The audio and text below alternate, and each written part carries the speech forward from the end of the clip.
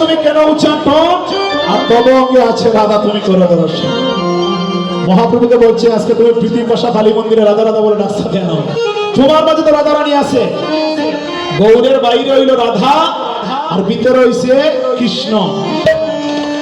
বাইরে হইছে রাধা আর ভিতরে হইছে কৃষ্ণ। এই দুই অঙ্গে এক অঙ্গ ইয়া আমার ব্রজের বাঁকা কালো শাখা নদী আইছে গৌর হইল। রাধা রাধা বলি গৌরা হলেন আছে ও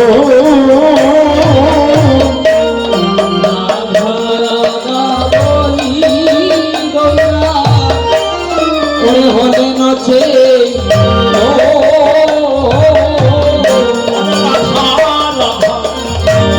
ভুলি গৌরা হলেন আছে ওরে রাধা রাধা বলি গৌরা আজি হলেন আছে তো তাহা দেখি গৌরী দশা জোরে তোমায়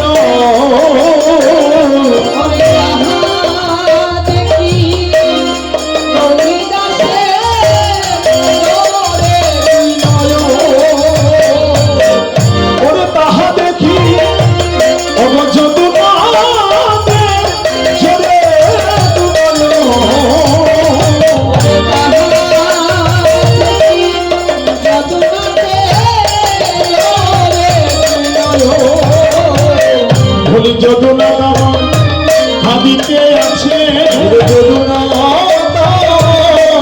হাদিতে আছে আমার মহাপ্রভু বদন হেরে আমার যদুনা হাদিতে আছে মহাপ্রভুর বদন হেরে যদুনা আমার হাদিতে আছে আমার মহাপ্রভু বদন হেরে জুদাই হরিবা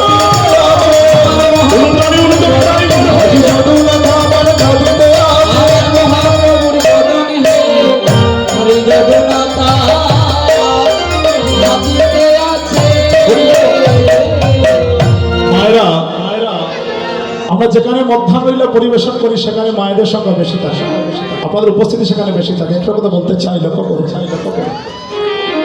যদি মা স্ত্রী যদি কৃষ্ণ ভক্ত হয়, স্বামী যত বড় অভক্ত হোক না কেন দেখবা একদিন ধীরে ধীরে ভক্তে পরিণত হয়ে যায় না? স্ত্রী যদি কৃষ্ণ ভক্ত হয় আর স্বামী যত বড় অভক্ত হোক না কেন দেখবা একদিন ভক্ত হয়ে যায়। কিন্তু যদি গো মা স্বামী যদি ভক্ত হয় আর স্ত্রী যদি অভক্ত, তাহলে স্বামীর বাবা সাহিত্য নাই, স্ত্রী কৃষ্ণ ভক্ত বানাই। এই কথা কেন বলছি লক্ষ্য করুন। যার ফোনটা আমরা আস্বাদন করছি জগন্নাথ, এই যদুনাথ ছিল একজন অভক্ত। সুনামগঞ্জ জেলার তাহেরপুর উপজেলার অদ্বৈত আচার্য অদ্বৈত প্রভুর মেয়ের জামাই হয়েছে অদ্বৈত প্রভুর মেয়ের জামাই হয়েছে যদুনাথ। তো হেমলতা ছিল ভক্ত আর যদুনাথ হয়েছে একজন অভক্ত। এমন একজন অভক্ত স্বামীর সঙ্গে একজন ভক্তের বিবাহ হয়েছে। তার মন চাইলেও কৃষ্ণ ভজন করতে পারে না, মন চাইলেও ভগবানের ডাকতে পারে না। হেমলতাদির বাবার বাড়ি নাইয়ের কাছে গিয়া অদ্বৈত প্রভুর কাছে কেঁদে কেঁদে বলছে, বাবা তুমি আমাকে এমন একটি পাত্র হাতে তুলে দিলে, আমার মন চাইলেও আমি সাধন ভজন করতে পারি না, আমার মন চাইলেও আমি কৃষ্ণ ভজন করতে পারি না, আমার মন চাইলেও আমি ভগবানকে ডাকতে পারি না। তখন অদ্বৈত প্রভু বলেছিল, মা গো, বিধির লিখন না যায় কন্নন, তোমার কপালে যা লেখা আছে তাই হয়েছে। যার সঙ্গে তোমার বিবাহ লেখা আছে তার সঙ্গে হয়েছে। মা, মন খারাপ করার কিছু নাই। তুমি লোক দেখানো ভজন নয়। যখন তোমার ভজনের সময় হবে, যখন তোমার সাধনের সময় হবে, তুমি মনে মনে অন্তরে অন্তরে আমার গোবিন্দকে ডাকবে। দেখবে তোমার ডাকে গোবিন্দ সাড়া দিয়েছে। তো মায়েরা, আজকে যখন আমার গোপাল গোষ্ঠে যাবে, এমন সময় হেমলতা কি করলো? হেমলতা এক পাটে দুগ্ধ হাতে নিয়া পুকুর পাড়ে দাঁড়াইয়া এবার মনে মনে দুধটা গোপালকে নিবেদন করছে। কেমন করে জানো? গোপাল গোষ্ঠে যাবে। হেমলতা বলছে, গোপাল আজকে তুমি গোষ্ঠে যাবে। গোপাল, তোমার মা নন্দরানী তোমাকে কেমন করে সেবা দিছে আমি জানি না, তোমার মা নন্দরানী তোমার কি খাওয়াইছে আমি জানি না। আমি এক পাটি দুগ্ধ হাতে নিয়ে দাঁড়িয়ে আছি। গোপাল, তুমি আমার হাত থেকে দুগ্ধ পান করে তুমি গোষ্ঠে যাও। মনে মনে অন্তরে অন্তরে আমার গোবিন্দকে দুগ্ধ নিবেদন করছে। হঠাৎ করিয়া যদুনাথ আইসে স্বীকার করিয়া শিকার করিয়া যখন আইছে আইয়া দেখে ঘরের মধ্যে হেমলতা নাই। অগর হগর সগর খোঁজাখুঁজি করিয়া দেখে হঠাৎ করে হেমলতা পুকুর ঘরে দাঁড়িয়ে যেন কি করছে। যখন যদুনাথ গিয়ে পুকুর ঘরে গিয়ে যখন দেখলো হেমলতা কি করছে, দুধের বাটি হাতে নিয়ে এবার হেমলতাকে ডাকতে বলছে, হেমলতা হেমলতা। কিন্তু হেমলতা কোনো কথা শুনছে না। কেন জানো? যার মন প্রাণ সবকিছু আমার ভগবানের লীলায় ডুবে আছে, সবকিছু উজাড় করে দিয়ে আমার ভগবানের লীলা স্মরণ করছি।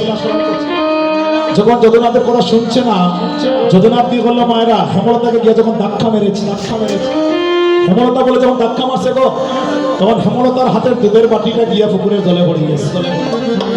যখন পুকুরের জলে গিয়ে হাতে দুধের বাটি পড়ছে, সম্পূর্ণ পুকুরের জলে বা দুধ হয়ে গেল।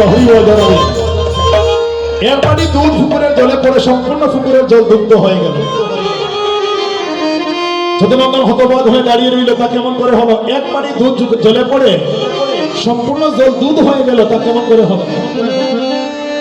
যদুনন্দন যখন হেমলতাকে বলছে, হেমলতা বলো তা কেমন করে হলো? তখন হেমলতা বলছে, স্বামী গো আমি জানি না। যদি তুমি এই প্রশ্নের উত্তর জানতে হয়, তুমি আমার পিতার কাছে যাও, অদ্বৈত প্রভুর কাছে যাও। অদ্বৈত প্রভুর কাছে গেলে তুমি আমার প্রশ্নের উত্তর পেয়ে যাও। যদুনন্দন কি করলো বাবা? যদুনন্দন ধীরে ধীরে চলে গেল অদ্বৈত প্রভুর কাছে। অদ্বৈত প্রভুর কাছে গিয়ে বলছে, বাবা আজকে আমি এমন একটি রূপ দেখলাম, আমি এমন একটি দৃশ্য দেখলাম, হেমলতার হাতের এক বাটি দুগ্ধ পুকুরের জলে পড়ে সম্পূর্ণ পুকুরের জল দুধ হয়ে গেল। হরিব, তা কেমন করে হলো বাবা? তখন যদুনন্দন বলছে, বাবা রে, মানে অদ্বৈত প্রভু যদুনন্দনকে বলছে, বাবা আমার কন্যা হেমলতা হয়েছে একজন ভক্ত, তুমি হয়েছে একজন অভক্ত। তোমার হাতে আমার কন্যাকে তুলে দিয়েছি বলে আমার কন্যার মনে কত দুঃখ, আমার কন্যার মনে কত কষ্ট। তোমার ঘরে গিয়ে সাদর ভোজন করতে পারে না, তোমার ঘরে গিয়ে ভগবানের আরাধনা করতে পারে না, তোমার ঘরে গিয়ে ভগবানকে ডাকতে পারে না। এই জন্য আমার মেয়ের মনে কত দুঃখ ছিল, কষ্ট ছিল। যেদিন আমার কাছে নয়ন জলে কেঁদে কেঁদে বলেছিল, বাবা তুমি এমন একটি পাত্রের হাতে আমাকে তুলে দিলে, সেদিন আমি বলেছিলাম, মা মনে কষ্ট নিয়ে লাভ নেই, যখন তোমার ভজনের সময় হবে তুমি মনে মনে অন্তর দিয়ে আমার গোবিন্দকে ডাকবে, দেখবে তোমার ডাকে গোবিন্দ সাড়া দিয়েছে। আজকে তুমি আমার মেয়ের, আজকে তুমি আমার কন্যার ভজনে বাধা দিয়েছো বলে তাই হয়েছে। তখন যদুনন্দন অদ্বৈত প্রভুর চরণে লুটিয়ে পড়ে বলছে, বাবা হেমলতা পেল মানব জন্ম আর আমিও পেলাম মানব জন্ম, কিন্তু হেমলতা কৃষ্ণ সেবায় লেগে গেল আর আমি মানব জন্ম পেয়ে আমি কৃষ্ণ সেবায় রাখতে পারলাম না। তুমি কৃপা করো, আশীর্বাদ করো, যেমন করে আজকে হেমলতা কৃষ্ণ সেবায় লেগেছে, আমিও যেন জন্মের জন্মের জন্য আমিও কৃষ্ণ সেবায় রাখতে পারি। আজকে দেখুন অদ্বৈত প্রভুর কৃপা আশীর্বাদ মাথায় নিয়ে আজকে যদুনন্দন কি হলো, একদম বৈষ্ণবে পরিণত হয়ে গেল, যেখানে ভগবানের সুন্দর সুন্দর পদগুলো লিপিবদ্ধ করলো। নাচের গৌরাঙ্গ আমার সংকীর্তনের মাঝে আর 200টি কুসুমের মালা গৌর বলে সাজে। হরি বলে এত কুসুমের মালা গৌর বরণে আসি রাধা বা গৌরব পড়ে গেল মনে। সুন্দর সুন্দর পদগুলো লিপিবদ্ধ করছে ভক্তরা। তাইলে এই জন্য বললাম, কেন একজন স্ত্রী কৃষ্ণ ভক্ত ছিল বলে সেও আজকে ভক্ত পরিণত হয়েছে। এই জন্য মায়েরা জাগো, লক্ষ্মী মায়ের দল, তোমরা না জাগিলে মাগো দেশের অমঙ্গল। হরি বল। যদি মা কৃষ্ণ ভক্ত হয় তাহলে তার গর্ভে যতগুলো সন্তান জন্ম নিবে প্রত্যেকটা সন্তান